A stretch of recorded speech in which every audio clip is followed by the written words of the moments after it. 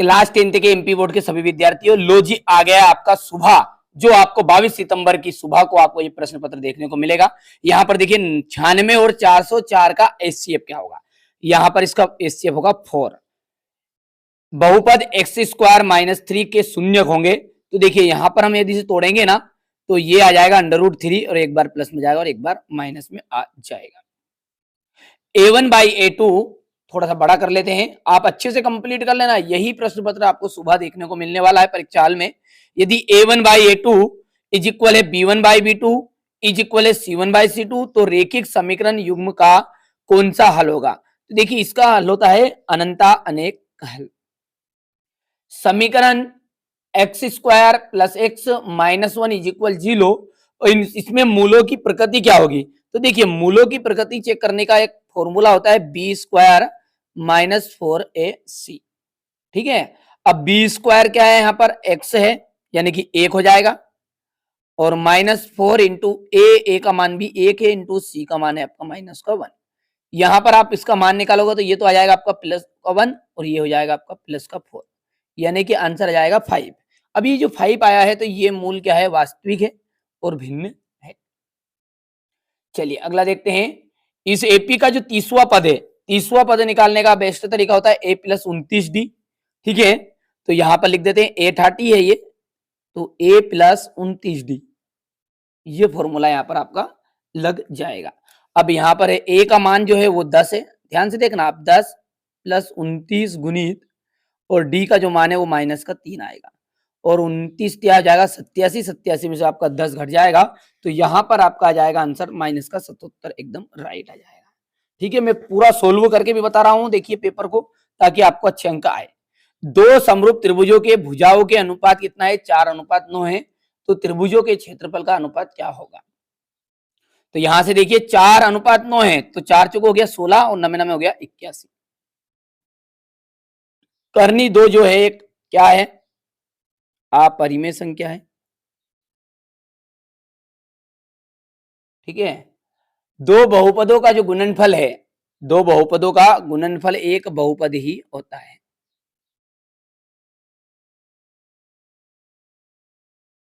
बहुपद ही होता है। ठीक है, थोड़ा सा पेन दूसरी बदल लेते हैं ताकि अच्छी नजर आएगी। 2x + 3y = 5 है। यदि x का मान 1 है तो y का कितना होगा। तो देखिए यहाँ पर x का मान 1 रखा जैसे ही, तो 2 × 2 2 उधर गया, घट गया, 5 में से 2 3 बचा और 3 के बटे में 3 गया आंसर, तो आंसर निकल कर आपका 1 ही आएगा। चलिए, वर्ग समीकरण है x -1 और x + 1 = 0, इनके मूल क्या होंगे। देखिए माइनस वाला तो प्लस का हो जाएगा और प्लस वाला माइनस का हो जाएगा, तो यहाँ तो 1 हो जाएगा एवं -1। समांतर श्रेणी के कोई भी दो लगातार पदों का जो अंतर है उसे हम सार्व अंतर के नाम से जानते हैं।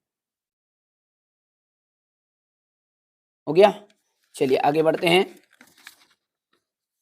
और अगला है सही जोड़ी आपकी त्रिघात बहुपद है, तो 3 घात वाले को हम कहते हैं त्रिघात बहुपद। थोड़ा सा बड़ा कर लेते हैं ना, अच्छा समझ में आएगा वो। ये बात है, रेखिक बहुपद है। ठीक है, तो रेखिक किसे कहते हैं, जिसमें एक घात होती है, तो ये दूसरा हो गया आपका। द्विघात समीकरण, इसके मूल यहाँ पर एक प्लस का जाएगा, एक माइनस का जाएगा। इसके मूल की बात करें तो ये मूल आ जाएगा 0,3 वाला। त्रिभुज समरूप होते हैं तो कौन से, समबाहु त्रिभुज। और समांतर श्रेणी का ये व्यापक रूप यहाँ पर आपको योग वाला नजर आ जाएगा। 1/√2 है, एक परिमेय संख्या है, ये बात आपकी असत्य है। शून्य बहुपद की घात अपरिभाषित होती है, बिल्कुल सत्य बात है ये। दो चरणों में एक रेखिक समीकरण के अनेक हल होते नहीं। ठीक है, तो ये आपकी गलत बात है। ये एक द्विघात समीकरण है, ये भी गलत बात है क्योंकि रेखिक समीकरण है ये तो। ठीक है, जब वर्ग समीकरण के दोनों मूल समान हो तो विविक्ति का d = 0 होता है, बिल्कुल राइट है। और ये एक समांतर श्रेणी नहीं हो सकती क्योंकि इसका d जो है वो समान नहीं है, यानी सार्वंतर। अब है एक वाक्य में उत्तर। 156 जो है उसके अभाज्य गुणनखंड लिखने हैं अपने को, तो यहाँ पर हो जाएगा 2 की घात 3 × 3 × 13।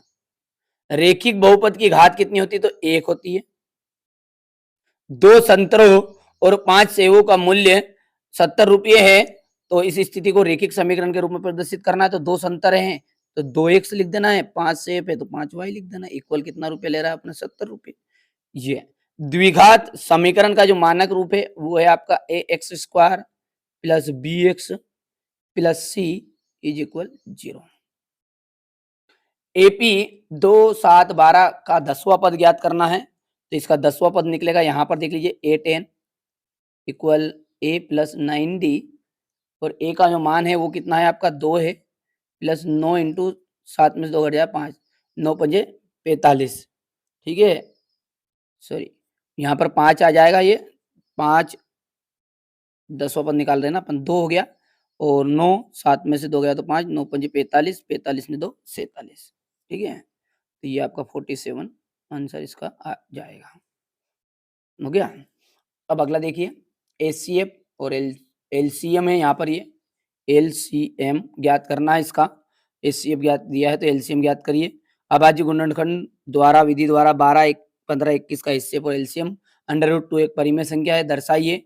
5 माइनस √3 एक अपरिमेय संख्या है, द्विघात बहुपद ज्ञात कीजिए। यहाँ से देख सकते हैं क्वेश्चन नंबर 9, ये क्वेश्चन नंबर 10 है आपका, बढ़िया से कंप्लीट कर लो। यही प्रश्न पत्र आपको परीक्षा हाल में सुबह देखने को मिलने वाला है। अब जो बच्चा अच्छे से मेहनत कर लेगा, अच्छे से तैयारी कर लेगा, उसको तो आ जाएंगे नंबर, बाकी को नहीं आएंगे। और क्या है, सीधी सी बात है, जो फर्जी समझ के जा रहे हैं। ठीक है, यहाँ से देखिए क्वेश्चन नंबर 16 है ये, यहाँ पर क्वेश्चन नंबर 17,